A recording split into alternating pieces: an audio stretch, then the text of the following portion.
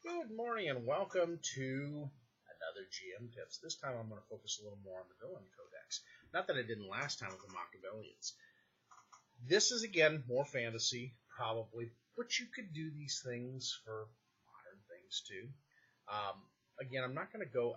I picked this because a lot of my source material is Pathfinder. I do have some Numenera. I do have some other things. So I will do a whole Numenera pull-out one at some point.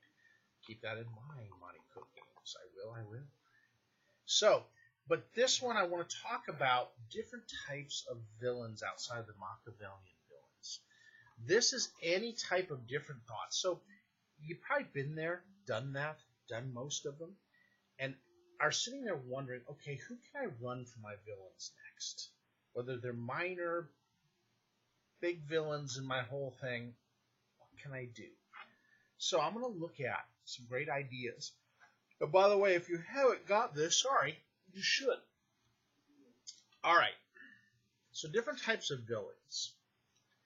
What have you used in the past? What are some ones that you've thought of? Have you done the tried and true villains like the vampires, like Strahd, or the mummies from the Mummy type of things, or werewolves, or demons, or cultists, or cults, or other things? Probably yes, at some point you have. The Knoll Slavers and everything else. This has a little bit different take on villains and what kind of villainous groups are there. I'm going to pick a top 7 out of this and use them to give you some ideas on different types of villains that are off the beaten path.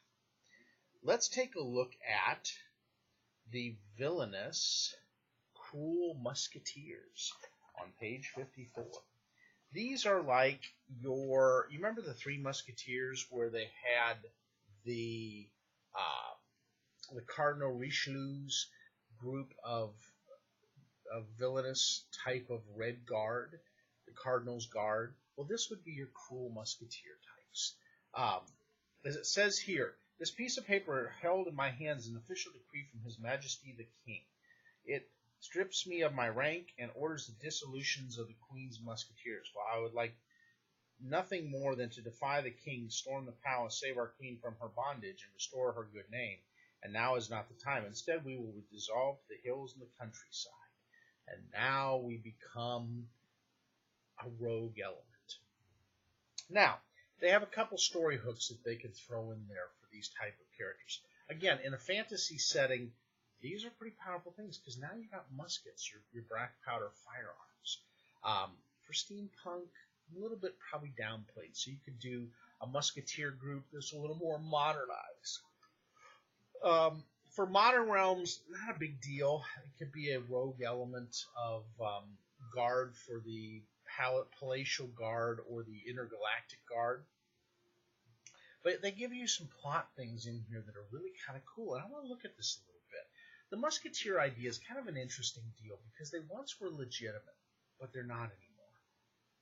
For whatever reason. Maybe they did a crime, maybe their king was illegitimate, maybe he was a bad king, maybe a bad queen, maybe they are good guys under the guise of having to deal with the evil that's there and that your party's an evil party trying to put them down. Who knows? There's a lot of different ways you can take this. Northern Justice. Bandits dressed in gray garb carrying powerful firearms have wreaked havoc on the northern roads. So they can become the modern day firearm bandits. A protection racket. Pay up or else we will destroy your store and put you out of business.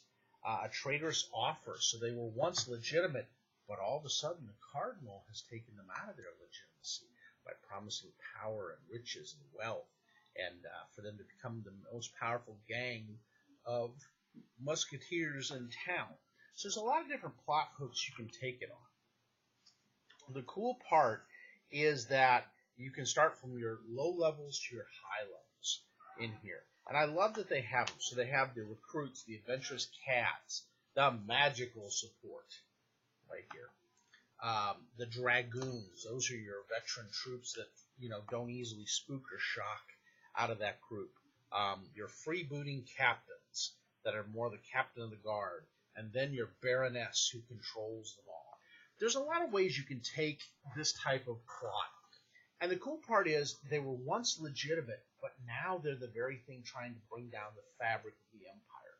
And maybe they're the only musketeering group in the whole realm. So you can do a lot with that idea and play a lot into that. So if it's in a modern campaign, maybe they have the most powerful firearms of the bunch because they were the Empire's elite guard. Now they've taken those weapons and turned it on the Empire itself, and the Empire's trying to recover from the reeling damage that these dragoons and musketeers are doing. Kind of a cool idea. I like it. It gives a little bit of a twist to things. It's not your typical. And again, it just adds a flair and a flavor there that will allow your players to build some interesting adventures around it. I had coffee. Why am I yawning? Sorry, folks. I don't mean to do that on video. Good Lord. The Carnival Truth. I love the Carnival Truth. I think of all the ideas, the Carnival Truth is one of the coolest. You have marauding band of villainous carnies. I love it. And they go from town to town. So the neat thing is, this Carnival Troupe can be going from town to town, causing their havoc. Now, what kind of story hooks? A birthday extravaganza. They attend a ball where they try to assassinate the legitimate heir to the throne. So they've been hired to take out the legitimate heir to the throne. The Dog and Pony Show. They come to the town, but all of a sudden, they're an extortion group who, if you don't meet their demands, unleashes havoc on the whole area. And parts and elements of this troop are out there causing damage and chaos in the region. No business like show business. Basically, they use their hypnotic powers to draw people in and bleed them dry. Maybe it's a racketeer type thing. Maybe it's a Fey carnival that's trying to lure the humans in and then devour them. This is such a cool idea, and I love it because there's just something intriguing about carnivals, and there's something just wrong and kind of almost occultish about them. So you have your different elements that are in there. You have your lifters and your sideshow. So your lifters are the ones that basically put it all together. Your sideshows are your kind of weird, freakish elements. Your performers, so those are your acrobats, your high flyers, your daring duo type of people, your fortune tellers, the evil gypsy fortune teller, or the not right fortune teller. The beast trainer that uses their mystical beasts to attack the good citizens and extort them. The stage crafter, which is often the illusionist or the hypnotist or the mesmerist that is taking the party out.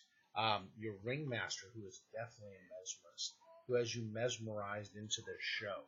I love the idea of this because the carnival element adds a lot of just freakishly cool settings. So your players go to this carnival because it's the cool thing that the realm's doing, and all of a sudden everything starts going wrong in the realm. They kidnap the prince, and they're able to incorporate him and legitimize him, or the princess, and legitimize her into the show as a proper patron for the show. Because they've hypnotized, mesmerized them into this, and giving them over the realm to the carnival master, who turns the whole realm into a three-ring circus of intrigue and adventure. So now the party has to deal with all this. So they have to go through each element to get things done. They have to go through the performers. They have to go through the hypnotists. They have to go through the freak show, which has some really weird and exotic creatures. Maybe a beholder pops out somewhere. Maybe the eye tyrant was pretending to be something else and then lets down their shields. Maybe it's Elithids that have come in. Maybe it was aliens that hypnotized, so the Greys are taking over and doing things. There is so much you can do with a carnival, and I love that type of villain thing. And you can have them going city to city, so the party's always chasing them. They're always one step behind, trying to deal with the elements. Or maybe there's several carnivals, and there's a master of carnival master that's running, or carnival mistress that's running all of this. Really cool stuff. So again, more ideas on villains.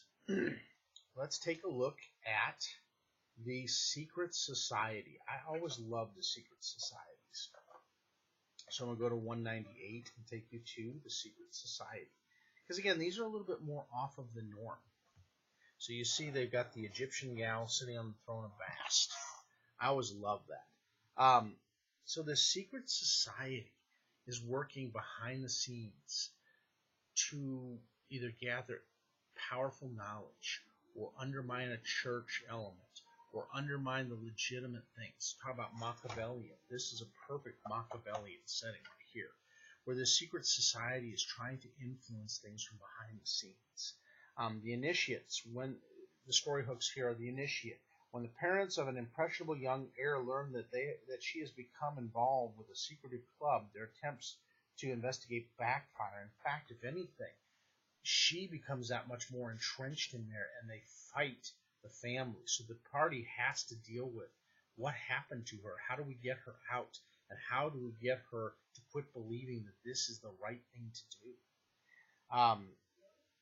Missing mice. When a priest who works with the poor uncovers a series of disappearances, his church reaches out to the PCs for help. Where are these good poor people that we're helping? They're being used by secret experimenters to maybe come up with a living creature. Maybe it's your Frankenstein cult. All kinds of weird and fun things here. Secret sabotage. Business is booming for an old friend of the PCs, but all of a sudden, these investments start having problems.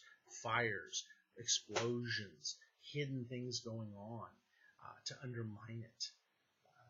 Maybe it's a cult to the old gods, so they're trying to bring back the King in Yellow or some others that are going on there. So Hastur, it's a Hasturian cult. There is so much fun you can do with the secret society. And I love the different things that they throw in here. And again, they give you builds. So that's one of the reasons I love Ultimate Retreat. So you got your snatchers. These are the people that go in and snatch the legitimate person and kidnap them. You've got your channelers. So your channelers channel the spirit realm to try to build up their power and go against the party to stop them. The bearer.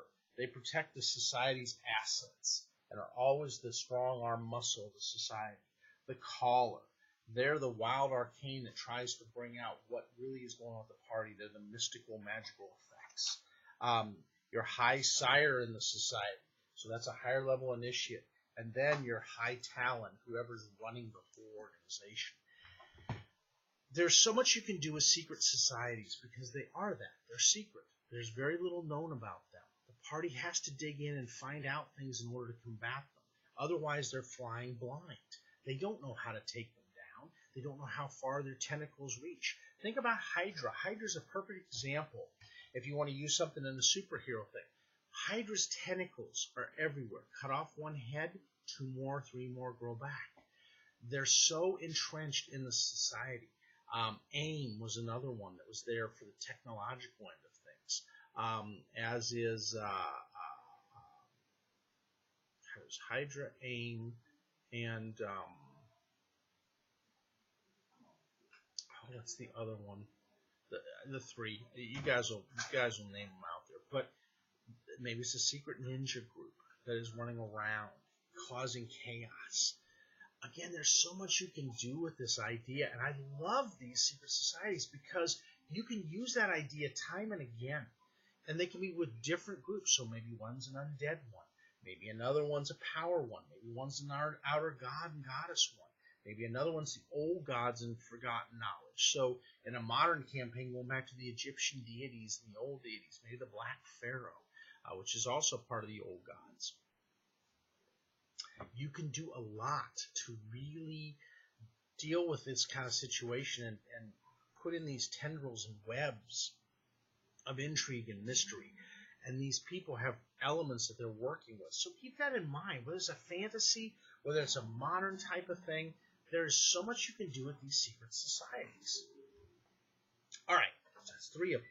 So we had the circus, the secret society, and the Musketeers. Okay? Let's go with the nature's scourge.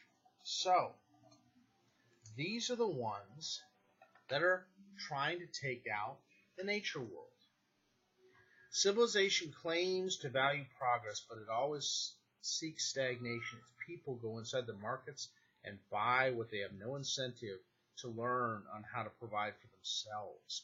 So these are the ones that maybe are the green cults, the ones that want to bring back nature, but in an almost sinister way. So, like Lost in the Swamp, the PCs accidentally pass through a section of the swamp that a Nixie known as the Bog's Embrace considers her domain. So the Fae come after those civilization and civilized people to bring them down, because why are they here? And they shouldn't be here. Return to nature. Nature's scourge has been threatening the isolated frontiers for months. They want to basically destroy the farms and the civilized area to turn it back into the wild again. The Town of Fire. Again, setting the town on fire to get rid of its scourge and the scourge against nature and bring back nature. These are your extreme animals' rights cults and groups that are wanting to do things. Remember the 12 monkey virus from 12 monkeys. Again, done by a nature group. Remember 28 Days, where they let out the animals, and those animals turned people into zombies because they wanted to return back to things. So it could be the apocalyptic end to civilization. And again, the different people they have as part of this. Now, this is with the fantasy group, but you can put it into a modern thing. You've got the muscle, of course. You always have to have a little bit of muscle in case you run into that. Your fire starters. These are your druids that want to take out what is already civilized and turn it to ash, where it can be risen as a green type of thing. The renewers, they go in and rebuild things up, or maybe they're the despoilants that turn things towards a demonic influence that warps the woods. The trackers, they track down their enemies and deal with them. They're the hunters of the bunch. Your Wrathbringer, so they bring blights and different things to use blights and corruption against the civilized area. Bog's Embrace. So these are the wild elements that are like the sorcerers or the alchemists that turn themselves in that sense. And then the Blight Caller. So they bring in the nasty. So this is a Blight Druid that does this. So there's so many things you can do with these. The Scourge does not believe that civilization is right. They believe that industrialization and destruction of the environment is horrible, and they'll go to all ends, ethical or not, to return things back to its pristine, sylvan, original look. This could be elves who have gone angry because they're seeing the humans destroy their forests and their world. This could be a bunch of halflings or dwarves, or maybe they're aliens that do not like to see the destruction and want to terraform the world back to the way it was. There's so much you can do with this. And again, the idea is just one after the other. But it's something off the beaten path. If it's a fantasy setting, you use a bunch of druids and hunters versus your normal beaten path sorcerers, wizards, warlocks, and other types of things. These now are using the divine and perverting it to bring things back to that element. And you can bring the Fae in, which is always fun. Love bringing the Fae, whether it's modern or otherwise. All right, so that's 4. So now we are to that. Now we'll go to the Regal Court.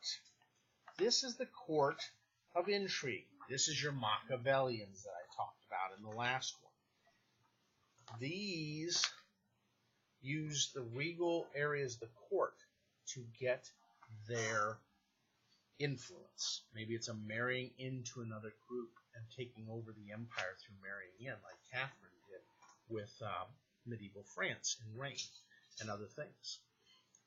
You have your minor players, so you have a courtier that knows how to play their part. And this could be part of a star empire, where the courtier, if you remember Jupiter Rising, remember Jupiter Rising in that movie? That, the one brother was trying to get the influence, so he had courtiers and other things that were involved that would be sycophants to follow his point of view and would try to do everything to influence it that way. Maybe they gathered knowledge. They listened. They were the listening ear. Captain of the Royal Guard. This could be the tyrannical Royal Guard that decides to march in every time there's a problem and extinguish it. The wild cards. So these are the wild card elements that come in that may be good, but they're doing spy work or they're doing other things to destroy things. They can be the vigilantes that come in and bring things back. The major players like the princess or the prince that come in and try to influence the area. The vizier, so your Jaffa, who really tries to influence things and turn things to their own liking. And then the evil king or empress or emperor who rises up, or the evil queen who rises up like a Maleficent and tries to destroy the very fabric of things. Again, you can have a lot of fun with this because they're not always about just beat you down. The royal captain might be, but the rest of them are about subterfuge and doing things and hearing rumors and trying to influence things through their diplomacy and their bluffs and their other skills. Mind you, that's 5 out of that group. Now I said 7. I will mention 2 others just for kicks and giggles since we're running out of time. You've got the demon knights, the ones that are bringing about the demonic return.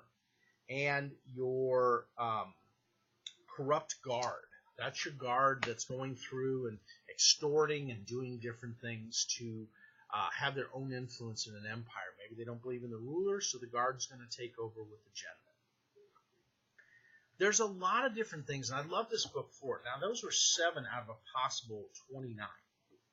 Actually, more than that, I think. 30 is there? Let's see. 1, 2, 3, 4, 5, 6, 7, 8, 9, 10. Nope, there's 20. So there's 20 different groups that are mentioned in here. There are more when you get into the Adventurer's Guide, which came out from Paizo with other groups. So there's so much you can do with different elements, societies, groups, and other things to influence your campaigns. Keep that in mind. You want to keep this fresh. You want to have new villain types. So I want to hit these with you to give you new ideas to use with your players and your campaigns. That way it always stays a little fresh in your mind as you go along. I hope these are helping. I really do, and I hope you guys enjoy them. This is my goal, to really help inspire new and exciting campaigns for you and your players. Thanks again. Have a tremendous weekend. ACON weekend here. Excited about that. Get to do my first PFS GMing. Thumbs up. Take care. We'll talk to you, all of you